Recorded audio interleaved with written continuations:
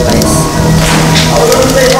And most youths involved in crime because of food, clothing, shelter, even peer pressure, and some even just for the hype. Reverend Michael Aiken has been like a role model from day one. First, he has a grassroots program, football program, where he teaches us the basics to football, which has developed our talent from a tender age up till now. So I like to appreciate him for such act. He's an educator. He has done so many things for this community. Emiliano Atron. Well, Mr. Michael Aiken has been is a student intern here with a company called Artist Research and Risk Modeling. We look at issues of crime and violence in places like Syria, Afghanistan, Tajikistan, Libya, all over the Middle East, and we look at the causes and outcomes of crime and violence from a scientific perspective.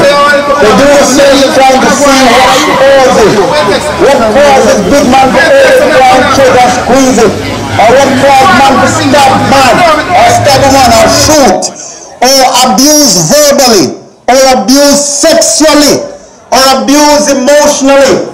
They try to find out what is in the world, in our human condition, causes that. And then they try to come up with solutions to help villages and countries and towns and nations based on their research. Michael Aiken, he's like my brother. My brother in the sense of the things I look out for, the things that I do, the things that I champion, the cause that I champion. The burning fire and the urge that I have inside is similar to what he has. We have been working on a number of projects for many years. Young people getting rehabilitated, young people being engaged in sports activities, shut-ins, etc. Now he has been a very positive and very potent role model. I have seen young persons who would have otherwise gone into crime. I have seen them being so attached to him. He uses his truck that he has, he'll pick them up, he'll take a number of them, even 20 of them at a time, to go do football, to speak positively, to speak well to each other, to say, excuse me, thank you, please, to be very kind, to be very gracious. I know if he was not around and if he was not doing all that he has been doing for the many years, we would have a much higher crime level in Buff Bay. And I'm being very honest that the work that he has put in for the past possible 15-20 years, it has borne fruit in many ways. I am very positive and I'm comforted with the work that he has been doing over time, both at his church, at his school, in the community. He's very much respected here. He's called Coach, in fact. A lot of people don't call him Reverend Aiken or Michael Aiken. He's called Coach because he coaches not just football but way of life. He coaches how to live with principle and honor and integrity and dignity, and that's what he does. And if we are ever in doubt, he will consult with me, I will consult with him, and we have persons, elders, who we will also consult with. Well, he is like his father. His father was a community man, and he had the footsteps of his father. You understand? Sometimes we play hide and seek, and sometimes me and my friends hide from him. We play hide and seek with him. And somebody trouble you and you get upset and you plan to like stab them, shoot them, or do anything, or chop them. Shocking people, and they killed my daddy, and they're threatening people, and they're cursing bad words after people, and they are tracing people to kill. Why do you think that so many of us right now have not achieved our fullest potential? Because somebody spoke that into existence. It's not that God designed that way. But somebody say you done some fooly boy, and then you grow up as a done some fool boy. The simplest emotional need we have right now, which is the biggest thing, is love and compassion. They tie together. Tying with forgiveness. Because if we really love and have compassion and respect, it's easy to forgive. The spiritual need that we have right now is simply understanding that I desire the most love. in general, I love my baby. I love my murders, I love robberies, my assaults, break-ins. Those are some of the greatest crimes that we have to confront with on a daily basis. I see what people kill off and whatever, stop and whatever, cut short, and rape, and all this. What kind of temptation?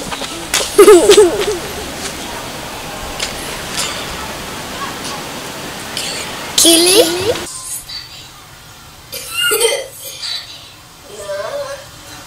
Killing, stabbing. Killing, stabbing. Killing, stabbing. Rape.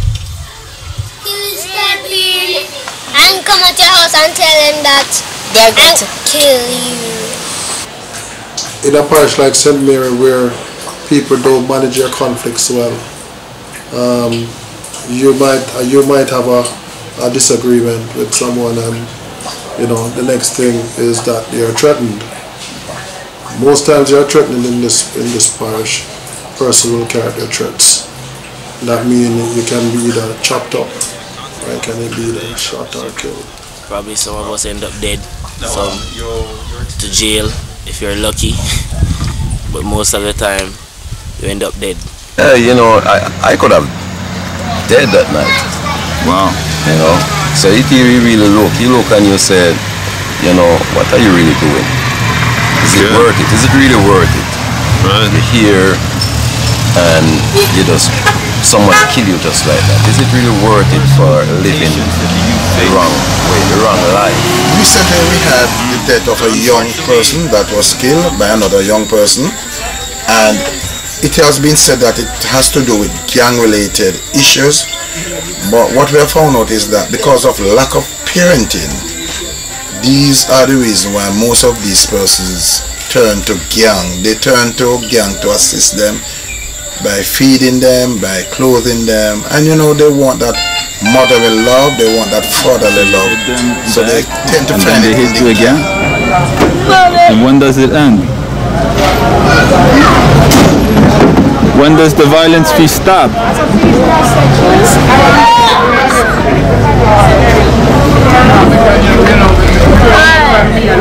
The violence should stop, no? The violence should stop? Yes. What are you going to do to make it stop? If you expand your borders and extend your tent pegs, if you agree with that, say amen. Amen.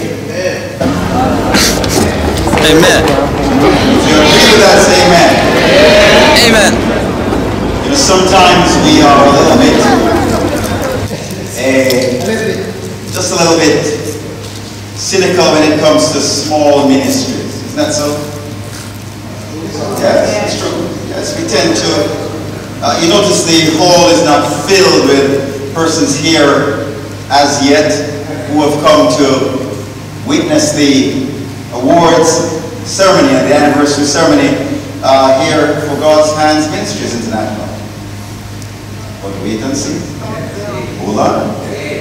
I tell you, in that other kingdom, just to remind you, just a few months ago, like Apple, some things happen in Buffalo when I usually happen. Man gets stabbed and killed. Nurse get mashed up. Some other little things go on or we know enough to go on. And this company sent him here to take a look at what's going on that could cause a place that's very peaceful to all of a sudden have issues.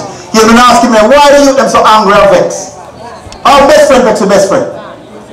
I guess they'll find out after they've gone through the many hours and gigabytes of video that they've done as he has cruised with the youths and seen them happy and hung in this minute, and then I've talked about one of that. Okay, so you would use your phone a lot. And to them and tell them they should not do that where they're doing. I dream about snake and I dream about bad things that I dream about my house. I dream about... What about good dreams? Good dreams, right?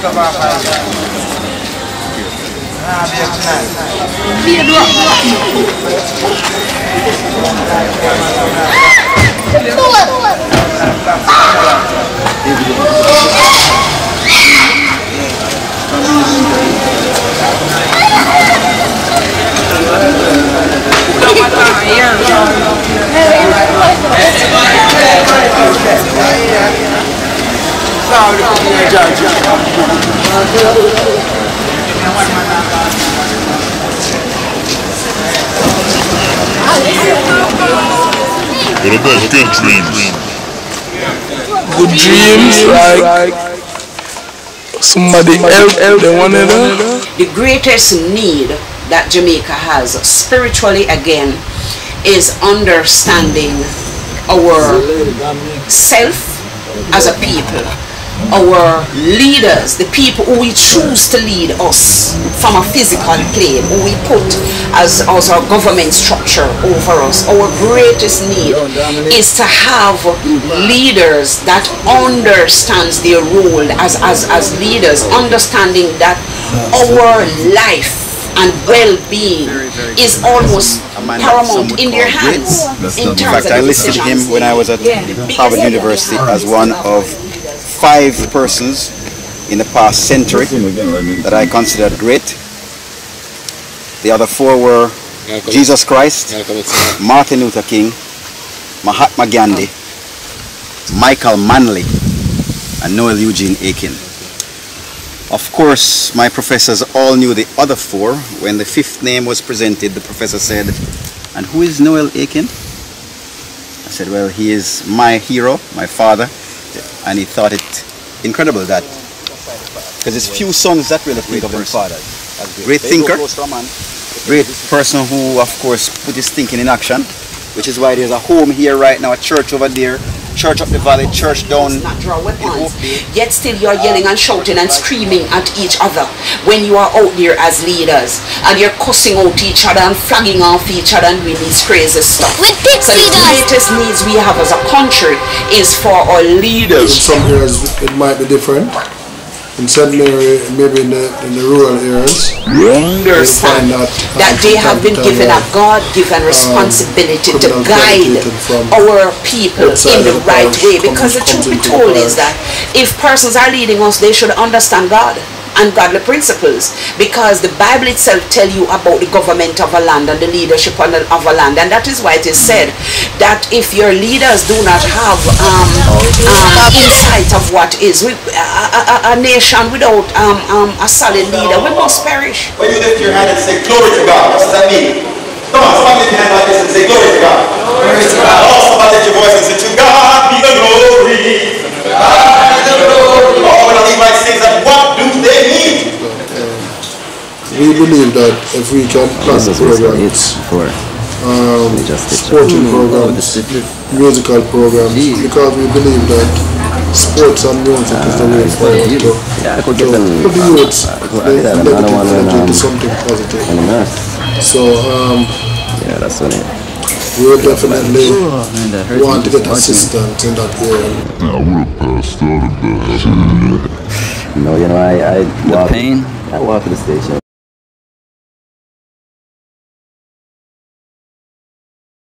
At the youth club level to participate.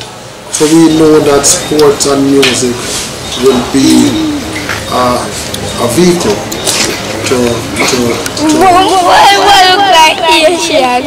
to sorting out these youngsters at times, and they'll accommodate them, and then they will come into the communities, and from time to time they will carry out robberies, break-ins. Being a male is a matter of birth. Being a man is a matter of choice. I choose to be a man. Alright? Alright? And a man is strong physically, mentally, emotionally, And straight up. Things. So we could take a part.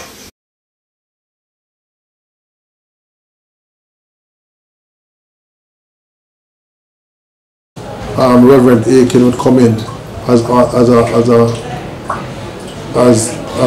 mediator or a person that we can make a referral to. So we initiate the initiation. If we find out that we need assistance, then we will call on our Reverend Aiken, and we try and see how best we can assist our troubled youths especially those days.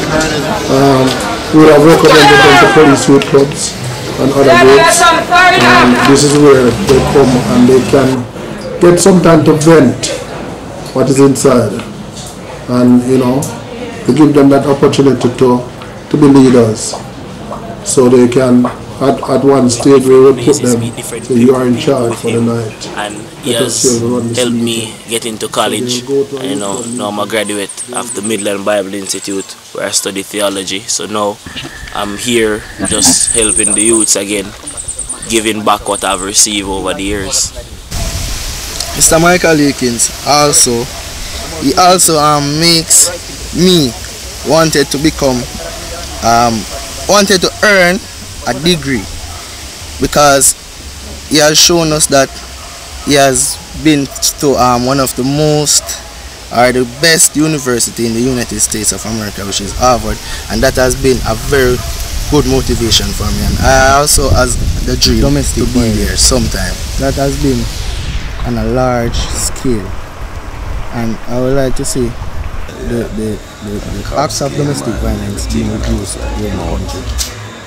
I sit there first, and the nurse, the doctor, she stitched, and I went on the ward. I got admitted, and she come up and she said, "I know you pretty well, and I'm asking you, please, just let this one go." I did. At first it was like, I'm gonna make sure you feel more than what I'm feeling. I didn't get a proper education, and that's the reason why I am struggling right now. The one who's been right come to your mind, church, so you just walk away from trouble. My past life is that you never know what tomorrow brings. You doesn't know. It's like you go home, you sleep, you're not sure if you're gonna wake up because of what you're involved in. Your friend maybe done someone else something. It's like you're scared, you want to sleep, you cannot sleep. Your most comfortable time is when you're around your friends. But after being around Mr. Akins, and we move from that life now and just try to live as basic human beings, just being friendly with everyone, try to live in peace. That changes. You go home comfortable. You have nothing on your mind. God has placed in all of us some greatness that must come out. But we keep stopping the coming out because we keep destroying each other verbally, physically, and sexually. Time to stop. Tell the neighbor, stop the sexual abuse in Buff Bay. Stop the physical abuse in Buff Bay. Stop the verbal abuse in Buff Bay. There's a group of us as pastors and community leaders. If we hear about it, we have come in your yard and say, listen, stop trouble little picnic. I wonder if you hear what I say. If we hear said I'm on a trail line, we have come around there. If we hear said I'm on a park, we're going down there. And we have carried some big man who know the thing and know the corner. Because we've done rape, the abuse, and the foolishness of our children. Michael, is the man like yes. Well, we have no taxes out of freedom of Congress.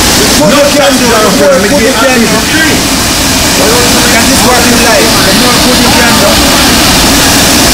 You love that. Yeah? And they try, the system try to get him in a corner where he try to go amongst where all crime going on. Shooting incidents. They are troubling me. Some robberies and some break-ins. Some crime issues that you've had here in Jamaica? We've had a crime issues like killing, robbing, burn down house, tell people bad words. People kill because enough of them not have any education. They kill for getting money. So some of them kill and boast about it, so some of them kill for getting money. but they don't have any works.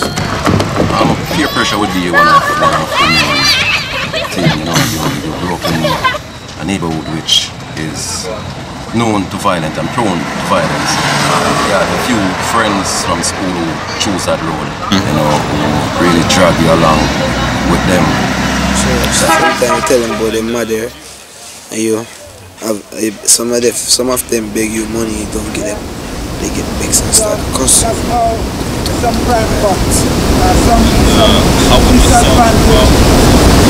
come and steal mines or steal that man's money, and if you as a person decide to try to kill them. See all heads and body on the highway, you cannot find the head. Sometimes you see the head, you cannot find the body. You made her cry. No, I don't love telling nothing. How come they make you cry? They hit me. They hit you? The energies are all cooped up and they are not doing anything. Once there's a situation, that energy is released. Now if they are gainfully employed and they know what has happened, then you find out that yes, they will have time for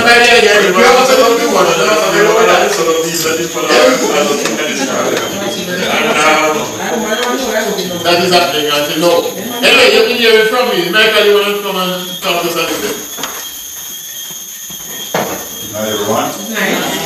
Well, how many people here are satisfied with the present? Everything's good for you? We suffer with fear.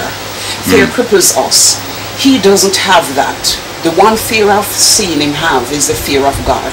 He fears no one and he fears nothing. He will go in any inner city community. He will go in any district and he is not afraid to stand and talk and speak and call and name things as they are.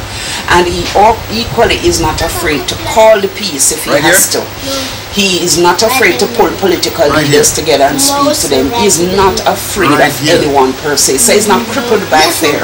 So if he's taken from this community, say for 2 months, for 3 months, he would be able to speak light and life and transform just about any community. He has, he's like he was born for that. And of course I have my crew right here. Just everybody wave your hand.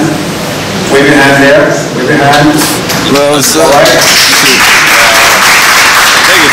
He helped me in a lot of ways just by talking to me, encouraging me. You know what I mean? Right now I'm married and he's the one that encouraged me to get married. What I've done over the years is ask some young males to follow me. So if I go preach at a church, they come with me. If I go preach on a political platform, they come with me. If I go down the road to sit on the roadside, they come with me.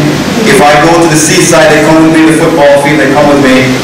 And that has been the process that we've used to help, in particular, young males escape the issues of violence and crime. Right now, my community definitely need a sports center and more role models like Mr. Michael Aiken that can help the community to grow from strength to strength, because I've seen where persons that have been through this program that he has to college doing good things and they have made some impact on society thus far. There's certain joke in around here, you can't do that in my youth. Some parts of the water is very, very deep and you guys can't swim. I don't be pushing off. What I want to hear, UG?